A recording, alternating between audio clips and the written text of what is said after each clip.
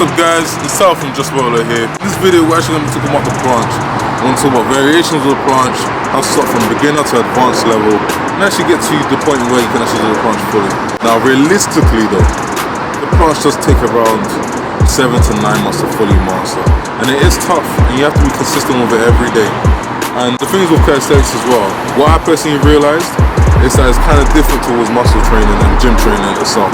Gym training is good, it trains on the muscles, but calisthenics, me personally, from my experience, I feel it more on the joints. I feel it on the bones and the way I naturally move.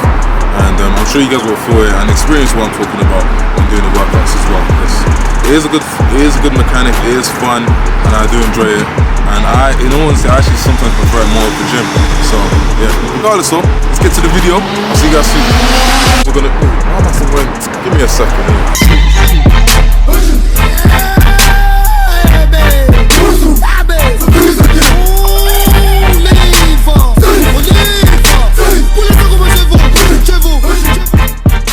Obviously sometimes a bit chilly right now, but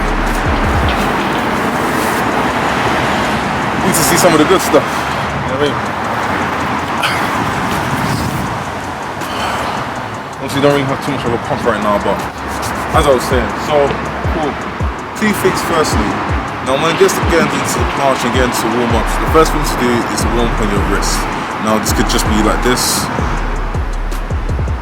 Just warming up is very, very important. Prevents injury, prevents any damages, especially for your wrist, because there's going to be a lot of pressure in your wrist. A lot of things can happen. And the last thing you want is an injury that's going to take you out for 3 months and hinder your progress. So warming up is key first. Obviously just warm up your wrists, warm up your shoulders. I'm going to get into the warm-ups right now. So yeah, but I'm going to get my gloves first because I have an injury already. So the first warm-up obviously is going to be just simply your wrists. Now this is going to be a warm-up of the wrist. You can do this while sitting down, while standing up. Ideally it's best to do this while standing up. So it's just twist your hands like this. You can even do it the other way around. It's just making sure that your wrists are much more comfortable, much more stable. Because when you do put pressure, it's obviously going to be serious. So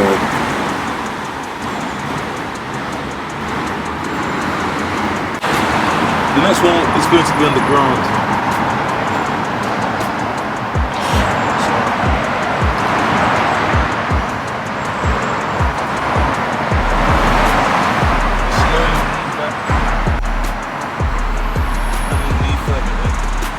Start slow, start on the top, then you go in first, and then obviously the more you get comfortable, the deeper you can go in.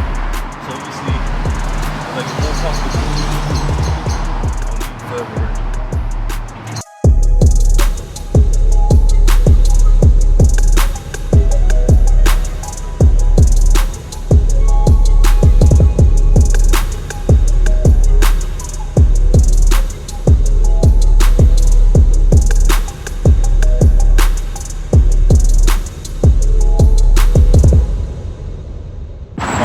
So obviously was doing that for 2 to 3 minutes, or I'll say 25 reps. You then move on to one last warm up before you get into the actual workout itself. And when you get to the variations and all the other stuff. Obviously everything's important when it comes to warming up first, so I think that's the key thing to making sure that you don't get injured and you get the best out of each set and each rep. And you make sure that you're just safe as well. So, because no one likes to get injured, no one likes to, there's a psychological impact if you get injured that, it's going to be hard to get back in, less time progressing. So it's not just a physical injury, it's also the mental drawback as well that comes with it. So it's all about making sure that you get that warm-up very, very clearly and done, which is why I heavily emphasize on making sure that that's very, very done before a workout every single time. And yeah, warm-up is literally just for your joints. This is what I mainly prefer, just to hang down here, stretch out my arms, and then stand back up. It's as simple as that. So a quick minor stretch, just so that my joints don't feel locked in, so I don't feel as stiff.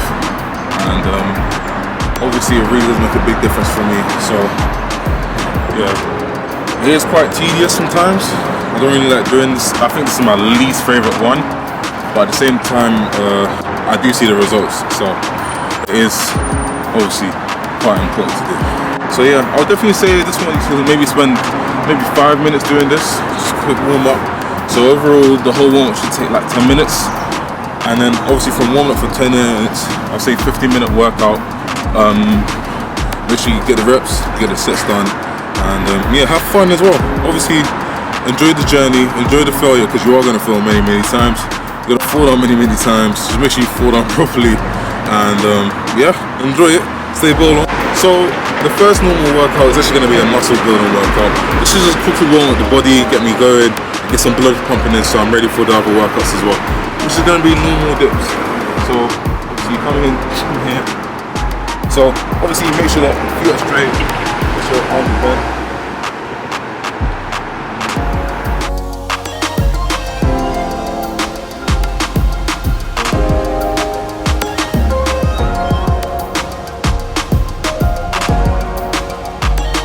Now obviously once you've done, I would say 3 sets, 10 to 15 reps of that, you can move on to the next workout. The next one's going to be obviously on the parallettes.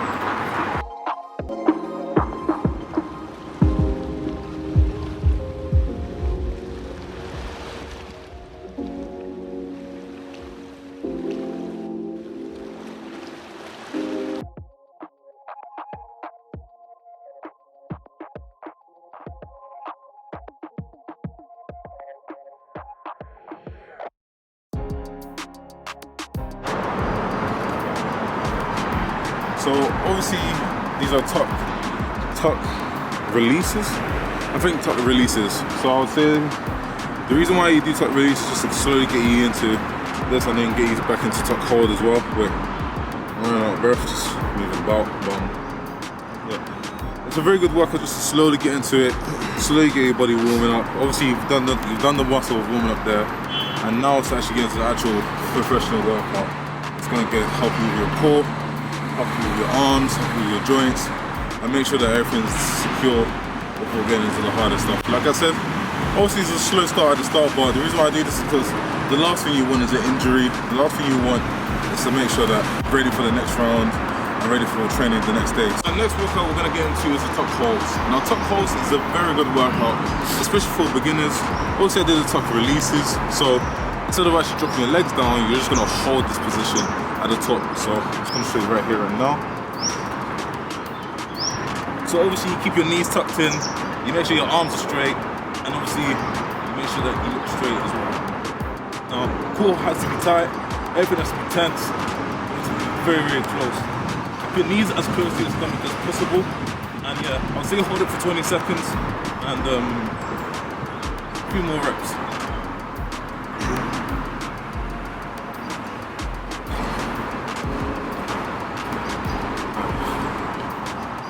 Now I'm going to do tuck dips. Now tuck dips is also another good workout. It's a good way to, I don't know, from the stages, from doing it, if you're able to do tuck, then you can do tuck dips, even for at least a few reps. Tuck dips is literally the same thing as before. Instead of normal dips, you're in a tuck position, so it's a combination of the two. So normal dips plus the tuck position that I just talked about.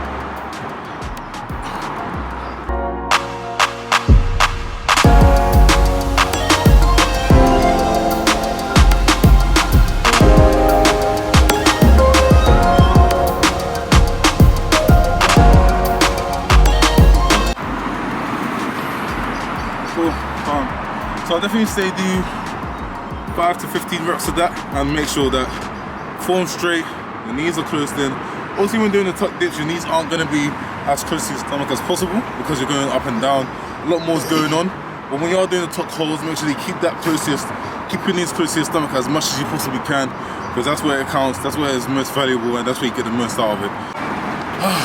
Now, it's a bit chilly outside, isn't it? I'll be real, but it is what it is. I'm getting a good workout in. I don't really feel it as much, but I can definitely tell it's probably cold. It might even rain actually, but anyway though. So we're now gonna get into back on the ground again, doing planche leans and planche runners as well.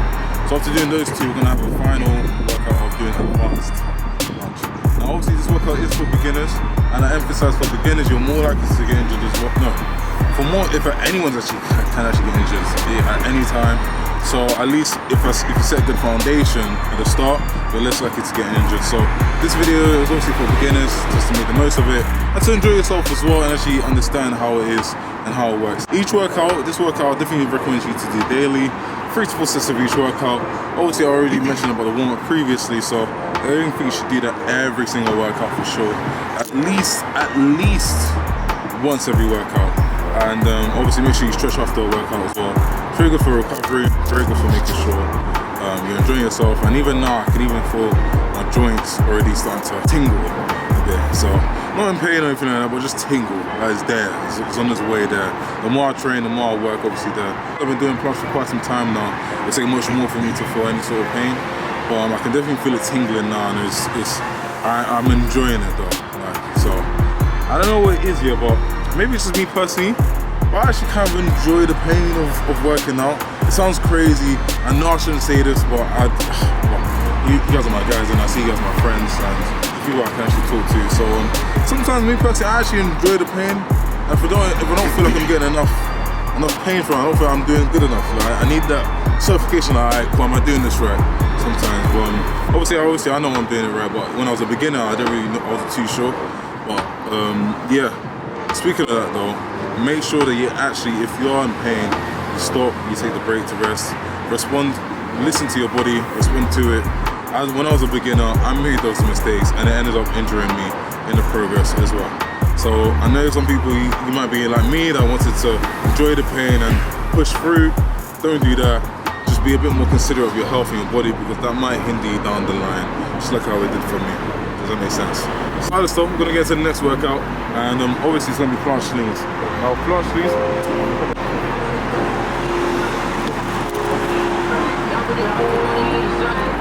So planche slings is gonna be planche slings of holds. Now hand placement is very, very key here. So usually you can do your hand placements flat like this, but puts a lot more pressure on the wrist. And as I am injured, I'm gonna do it more on the side, so it's more this way. So I want to show you this way.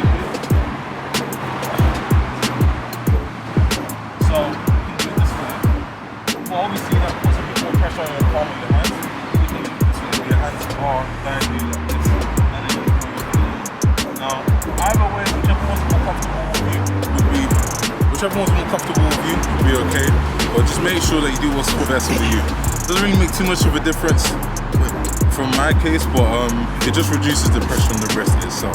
And obviously, because I am still injured, I want to be a bit more careful. I want to make sure that I make the most out of all these workouts. But anyway, cool. So we're gonna do holds 20 seconds in, and make sure that you go in as far in as you possibly can, but make sure you get 20 seconds in, and also go as deeper as you possibly can each and every workout, each and every set.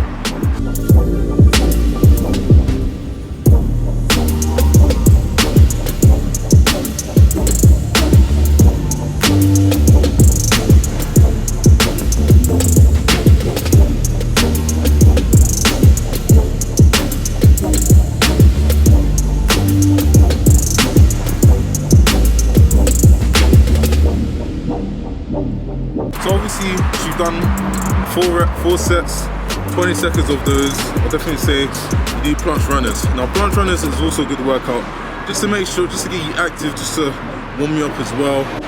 Planche runners is more of an energetic workout, just to get the blood flow and get you going again, because more time than calisthenics, you are doing the holds, you're doing stationary stuff, like static motion. So it's very important just to get the other side of it, which is more movement, more reps, more sets, instead of just holds. I think the combination of both will really, really excel your progress, because obviously you're training different aspects of the body. You're training your body to not get comfortable with one thing and not comfortable with the other thing, because if you did more of one thing than the other, then you're going to be weak on some points, especially when it comes to the full planche as well. So I definitely think the combination of both will be what propels you towards getting the full planche in the future. So yeah, these are planche runners.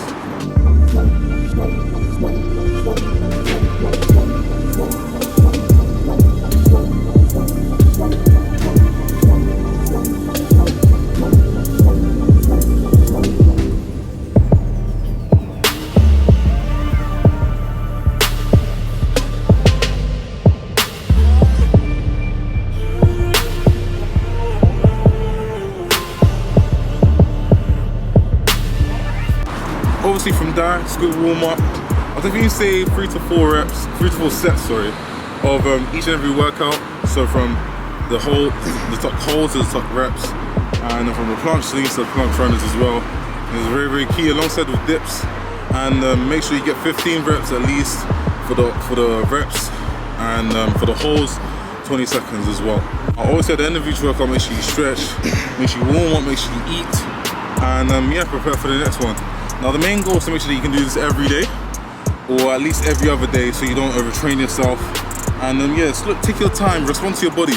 If you're able to do it, if you're able to do this comfortably and move on to the next set, then obviously I would say, if you're able to do it every day actually, comfortably, without having to worry about like injury or anything like that, or not too much pain, then I'll definitely say it's cool, calm. You can now go for the more advanced workout. And obviously that is going to be very much more helpful. It's going to help you out much mainly, and yeah, it'll prepare you for the next stages when it comes to the actual planche as well. So yeah, stay tuned. Hope you guys enjoyed the video. Stay bolo. Peace. Oh, nice. First. All right. Record them. Yup.